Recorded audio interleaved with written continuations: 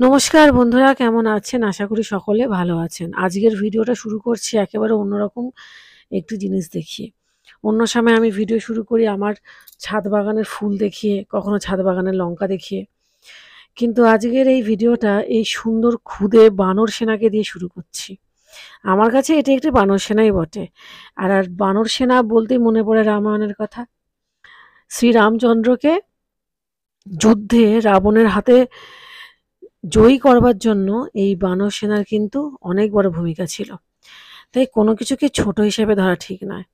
আমার কাছে এই পৃথিবীর প্রত্যেকটি প্রাণীর সম্মান আছে। হয়তোবা অনেকে এটা শুনে হাসতে পারেন যে বাবা কি বিজ্ঞ বিজ্ঞ কথা বলছে। কিন্তু হ্যাঁ বন্ধুরা, কারণ আমি বিয়ের আগে যে বাড়ির মেয়ে ছিলাম না, সেইখানে বেড়াল থেকে শুরু করে কুকুর পর্যন্ত যাবতীয় যা যা জীবজন্তু আছে তাদের প্রত্যেককে আমরা যত্ন সহকারে রেখেছি, ভালোবেসেছি এবং এখনো ভালোবেসে যাচ্ছি। আমার দাদা অ্যানিম্যাল লাভার, আমার বাবাও অ্যানিম্যাল লাভার, আমার জেঠুরা প্রত্যেকে অ্যানিম্যাল লাভার ছিল এবং আমি নিজেও অ্যানিম্যাল লাভার। একটি খরগোশও পুষেছিলাম যার ব্লগ আমার প্রত্যেকটি চ্যানেলে আছে। তো যাই হোক, সেই কারণেই আমি এই হনুমানগুলোকে বানর সেনার সঙ্গে তুলনা করলাম। অনেকের কাছে এরা শুধুমাত্রই হনুমান, কিন্তু আমার কাছে দেবতুল্য এবং আমার কাছে সেই বানর সেনারই সমতুল্য সম্মানীয়। তো যাই হোক, আজকে হচ্ছে শনিবার এবং শনিবারের ব্লগে আপনারা দেখছেন সকালবেলা আমরা ব্রেকফাস্ট করেছিলাম ইডলি, সাম্বার এবং চাটনি দিয়ে। ধোসাও ছিল। তো যাই হোক, ব্রেকফাস্ট করার পরে আমি চলে এসেছি রান্না করার জন্য। রান্না করে নিচ্ছি। আজকে হবে থোড়ের ডাল। থোড়ের ডালটাই আর কি রান্না করব। থোড় অনেক উপকারী। যারা ডায়াবেটিক পেশেন্ট আছেন তারা থোড়ের যে রসটা হয় সেটা খেতে পারেন। থোড়ের ডাল রান্না করার জন্য কিছুই সেরকম লাগে না। যেটুকু লাগে সেটা হচ্ছে একটা কুকার লাগে। কুকারের মধ্যে একটুখানি ঘি দেবেন, প্রয়োজন পড়লে একটুখানি হিং দেবেন। আমার কাছে হিং ছিল না। গোটা জিরে, শুকনো লঙ্কা, তেজপাতা দেবেন। থোড়গুলোকে ভালো করে নুন দিয়ে হাত দিয়ে চটকে নেবেন। এরপরে সেই থোড়গুলোকে ওই ঘিয়ের মধ্যে ভাজা ভাজা করে নেবেন। তারপরে দিয়ে দেবেন মুগের ডাল। থোড়ের ডাল কিন্তু মুগের ডাল দিয়ে খেতেই ভাল লাগে।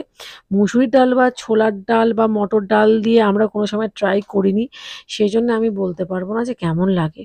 যদি আপনারা ট্রাই করে থাকেন তাহলে মতামত কমেন্টে জানাবেন। তো যাই হোক, থোড়টা আমার দেওয়া হয়ে গেছে। হলুদ, নুন, চিনি দিয়ে দিয়েছি। সামান্য একটু চিনি দিলে ভালো হয়, টেস্টটা ভালো আসে। কিছুক্ষণ ঢেকে রাখার পরে দিয়ে দিয়েছি মুগের ডাল। মুগের ডালটা দিয়েও একটুখানি ভাজা ভাজা করে নেব, নিয়ে সেটিকেও কিছুক্ষণ ঢেকে রাখবো।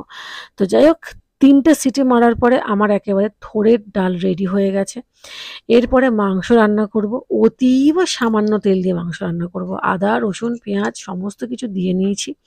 যেহেতু আমার ছেলে খাবে সেই জন্য আমি লঙ্কা দিইনি। আর তেলটা কতটা অল্প দিচ্ছি সেটা একবার আপনারা দেখে নিন।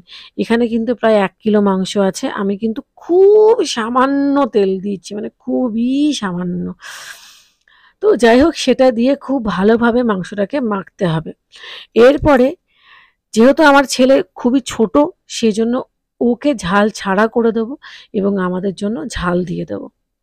ম্যারিনেট করা মাংস থেকে ১ পিস মাংস ওর জন্য তুলে নিয়েছি, আলু এবং কিছুটা মশলাও তুলে নিয়েছি।